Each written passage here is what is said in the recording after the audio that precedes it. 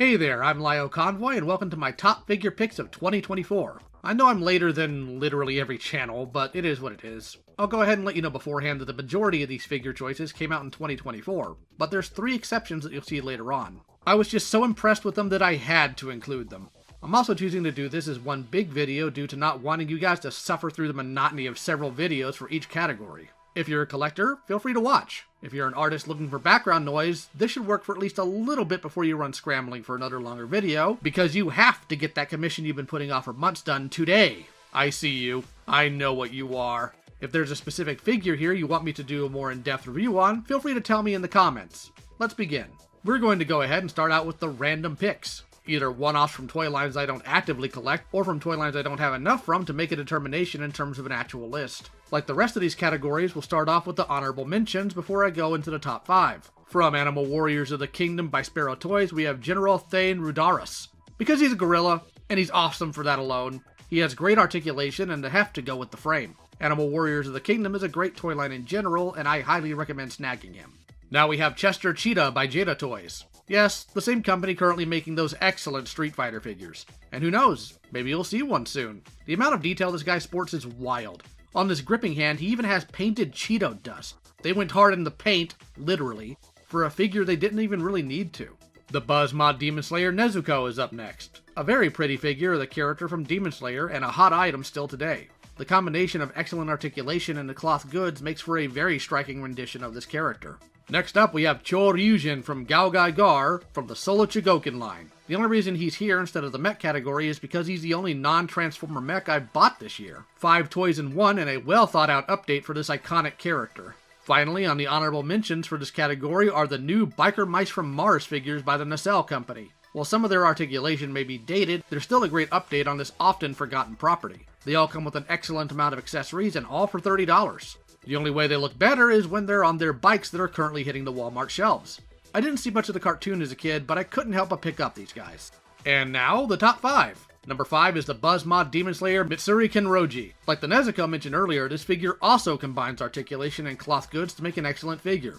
I love how they adapted her ridiculously impossible sword in toy form. And most importantly, she's adorable. Like the Nezuko though, her aftermarket is ridiculous. So if you can find her for under $200, I recommend her.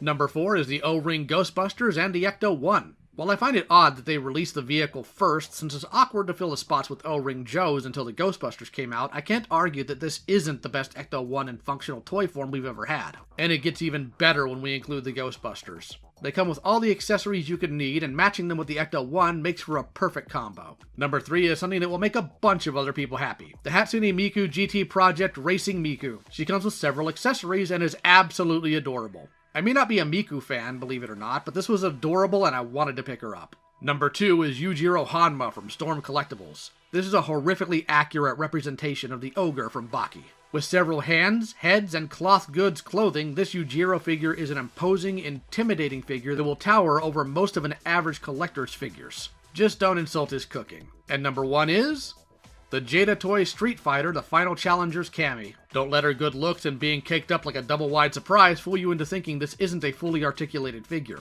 Her articulation is flat out excellent. The materials used, the attention to detail, and the price point makes her a woman that no toy collector should miss out on. I'm more of a Chun-Li guy, not gonna lie on that one, but Cammy takes the cake for the number 1 spot in this category. Next up, we have my picks from S.H.Figuarts. Here's the honorable mentions. King Cold starts us off, and he's an impressive figure. Suitably sized with all of the accessories for this rarely used character. He'll tower over most of your other Dragon Ball figures. The only complaint is that the trunk sword he comes with is way too big. Next up, we have the Super Saiyan Blue 15th Anniversary Vegeta. It is what it says on the tin. It even comes with a special display disc. If you need a Prince of all Saiyans for your collection, you could certainly do worse. Following that, we have Metal Cooler. Putting Super 7 Silverhawks to shame, this mechanical menace comes in at a nice chrome finish. He's a pretty penny, but worth every bit of it. Unfortunately, always coming after his brother, though being the first in the family to do it, we have Mecha Frieza. Not much to say about him. He's shown up about as much as his father has. Didn't even notice until now that the entire Cold family made this list. Neat. Last on the honorable mentions is the Super Saiyan 2 Gohan and Ghost Goku. This exclusive 2-pack is a must-have for anyone who wants a Cell Games display or just likes the characters. With those out of the way, let's move on to the official list. Starting with 5, we have Frieren from Frieren Beyond Journey's End. While I'd absolutely prefer cloth goods on several parts here, I still think this is a faithful depiction of the powerful mage. Besides, she's an older woman. What's not to love? Number 4 is the Heat of Passion Guts from Berserk. Now fully clad in his Berserker armor, this icon of metal is a really big and fun dynamic figure, despite the fiddly bits. Number 3 has 2B from Nier Automata, which I probably butchered the pronunciation on. Moving forward, I did an entire video on this figure, and I'd highly recommend her if you're a big fan of the game. Number 2 brings us to Tanjiro from Demon Slayer. There's lots of debate on which figure of this character is better between all the companies that made him, but regardless, this is still a solid release, especially for how easy he is to find at a good price. Number 1 couldn't be anything else than the Saiyan legend Son Goku. Depicting a fully powered Super Saiyan Goku from his iconic fight with Frieza, he's beefy, well-articulated, and solid proof that when Figuarts puts the work in, their product is impeccable. Moving from that, let's fully get into the robots, starting with the third-party Transformer. Third-party Transformers are Transformers not officially made by Hasbro, and instead are made by independent companies with no ties or permission from Hasbro. I don't have any honorable mentions for this list as I only bought 5 third-party figures last year. So let's go. Number 5 is Transart's Transmetal 2 Cheetor. While not as hefty or articulated as some of their other offerings, this take on the Catboy is still a solid one.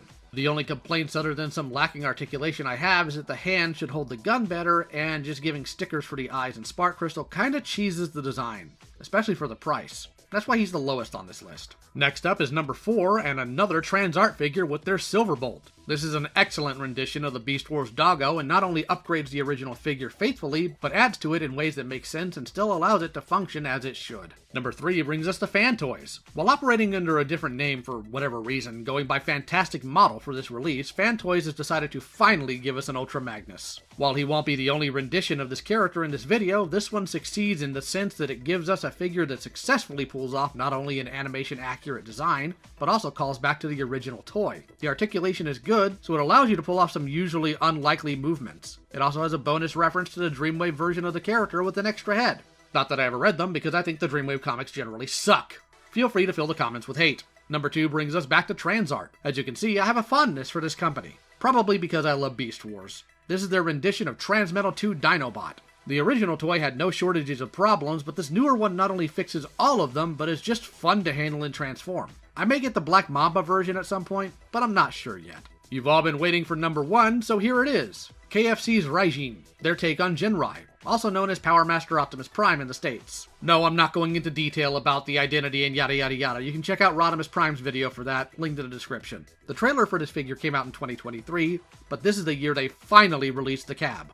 And he is so cool. Not only does he have the cleanest truck bed of any version of Optimus that I've seen, but when you transform into robot mode, he proves to really shine. The paint deco, the articulation, all of it comes together to truly make a superb figure. Now my MP Jinrai hasn't come in yet, so I can't judge this against that. This version of the character so far beats out all the other third-party contenders for the character. That's it for third-party though. Let's move on to the official Transformers. Starting out with the honorable mentions, we have the Party Wallop, a collaboration between Hasbro and Nickelodeon. This is a crossover figure for TMNT that has the iconic van turn into a robot. A fun transformation with plenty of swappable parts. Next up, we have the Legacy United Titan Tidal Wave. I spoke about him in the YouTube shorts, but this big boy is a great addition to any collection, especially for the Armada fans. Third, we have Legacy United Tiger Hawk. Taking a Beast Wars character and trying to make him more show accurate, this figure is a lot of fun. Fourth, we have Studio Series Swoop. I did a short on him as well if you want more details, but he didn't make the official list simply due to the others just completely outperforming him. The final entry for the honorable mentions, we have Legacy United Origins Wheeljack. Depicting his appearance in the first episode of the original show, this Wheeljack does a lot of heavy lifting, and pulls it off very well. On to the top 5. Number 5 is Legacy United Commander Class Beast Wars Neo Magmatron. If you didn't think he'd be on this list, you're kidding yourself. This updated take on the original toy of the Predacon Commander knocked it way out of the park. With the exception of the missile launchers and spring gimmicks, he does everything the original also did. And I do mean everything. Yes, that's an official mode. We don't ask questions here. When fully combined, this big boy has plenty of heft and truly earns that Commander class spot. Number 4 is Studio Series 86 Ultra Magnus. Technically he was released in 2023, but he's one of the few exceptions I'm making here that I noted earlier. While he doesn't have a separate cab, I have no issue with that. He's fun, has the required heft, and doesn't disappoint in any of the ways that matter to me. Number 3 is the HasLab Transformers Victory Deathsaurus. If you didn't think he'd be here, then you're totally out of your mind. This HasLab project came out excellently, from the alt mode depicted here, to his robot mode, to his breast force animals, to the included throne that can store all of the weapons. This is a wonderfully thought out update to the original Emperor of Destruction from Transformers Victory. Number 2 is the Studio Series 86 Optimus Prime. I can honestly say this is the best Optimus Prime in this price range. You not only get a transformation that takes the best from MP44, but you also get an animation-accurate trailer and plenty of accessories. Lots of playability, a fun transformation, and a stellar release. Number 1 has to be the Missing Link Convoy releases. I'm putting both of them on here, the one that's accurate to the original toy, and the one that tries to be accurate to the animation. Unlike other figures that updates the character as a whole, this release is literally an update on the actual toy, the Transformer that started it all. With updated articulation and sculpted details, there's a reason this is a hailed release in this fandom. Now that we've gotten all the bots out of the way, let's move on to DC. I'm a longtime DC fan, and on occasion I collect figures based on its properties. I say on occasion because rarely is there something that comes out I actually want.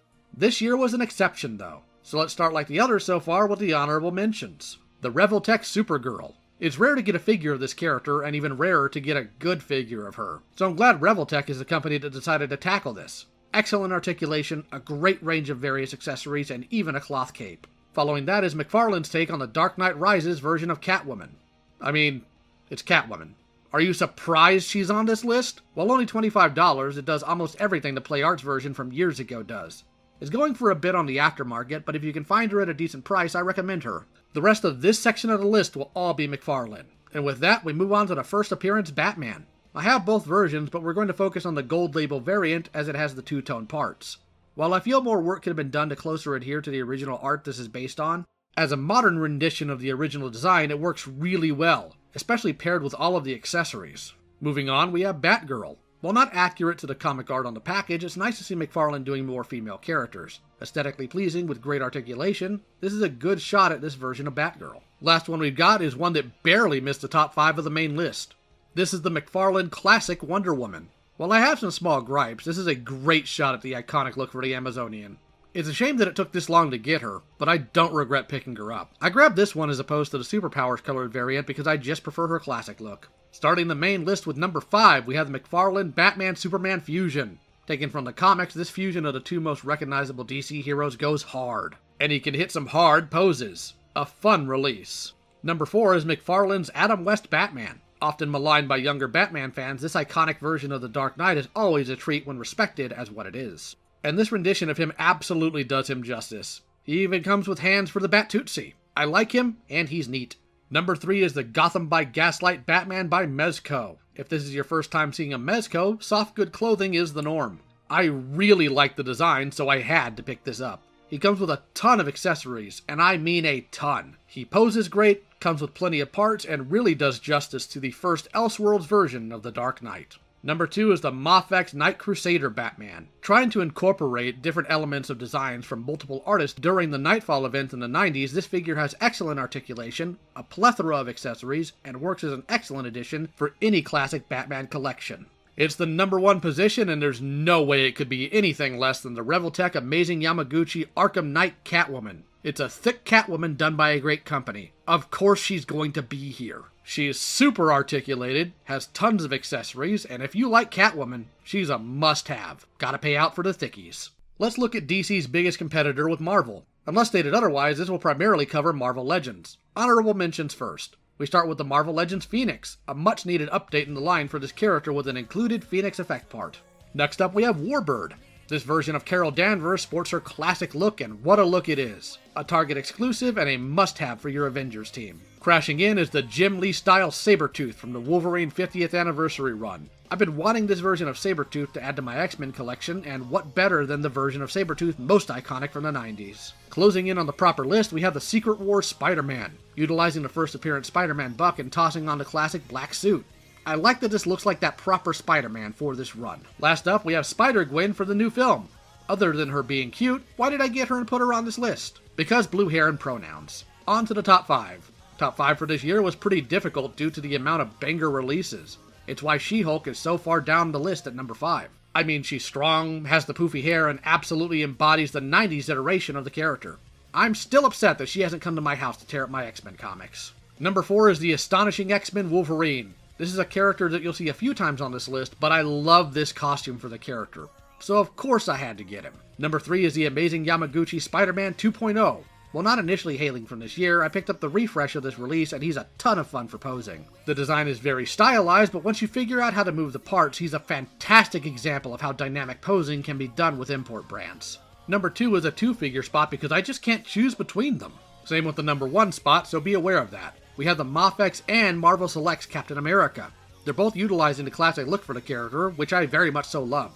They both come with plenty of accessories and will be a great addition to the collection of anyone that wants to grab the first Avenger. The number 1 spot is a shared spot between the X-Men 97 Marvel Legends Wolverine and the Mafex Wolverine reissue. Like the Spider-Man before him, I know the Mafex is a re-release, but I love this guy. Same with the 97 version. Both are perfect additions for any 90s X-Men collection. We now move from the superheroes to the heroes in a half shell. Starting with the honorable mentions, we have the concept turtles from Playmates. I did an entire video on them, so I recommend checking those out for a full dive, but I enjoyed this random release. Following that, we have the Vacation Bebop and Rocksteady by NECA. What's there to say? It's a really neat set with a hilarious theme behind it. Then we have the Pizza Club Turtles by NECA. These are based off the old VHS colors and releases for the TMNT Pizza Club from the 90s. They all come with different accessories from different episodes, but it's also a great way to grab the toon-colored turtles if you haven't by now. Getting a bit dark, we have the Last Ronin Splinter. The Rat Master is recreated in toy form with great detail by NECA.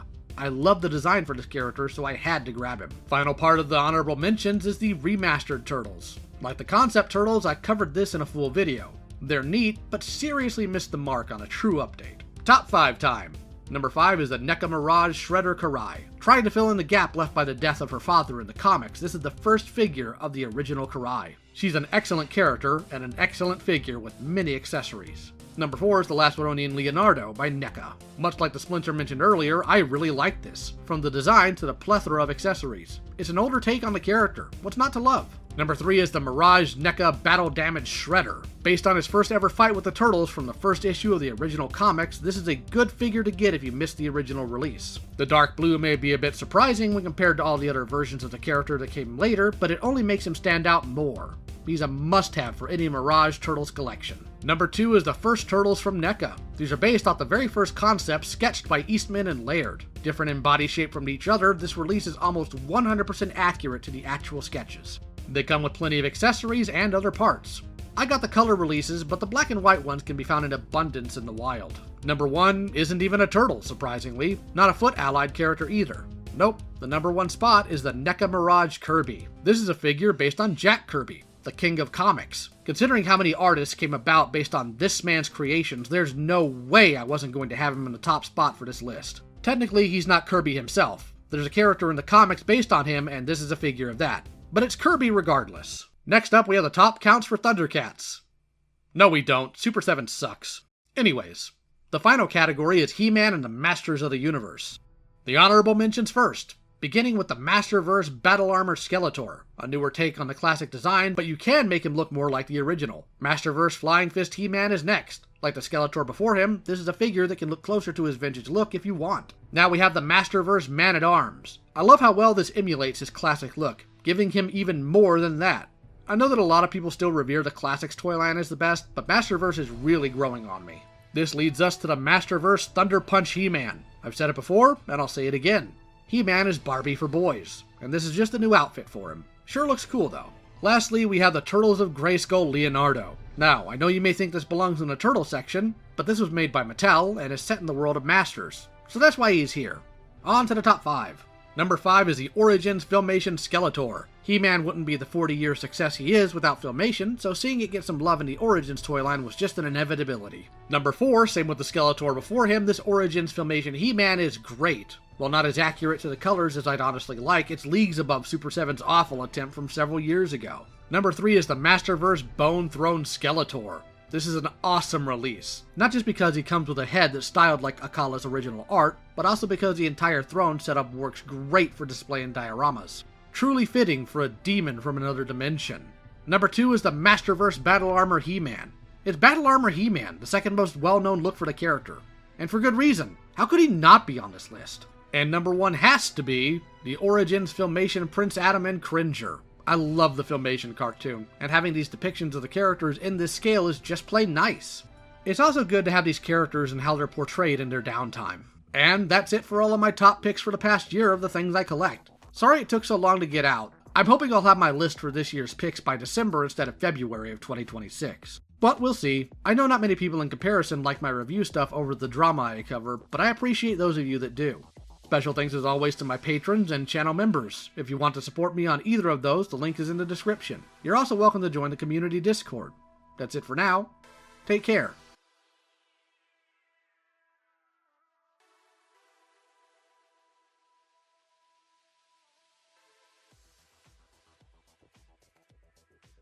Most people won't see this since it's after the end card, but I'm not going to do a list for the worst figures of 2024. There's one, though, that I'll do a full video on, and you'll just have to wait and see.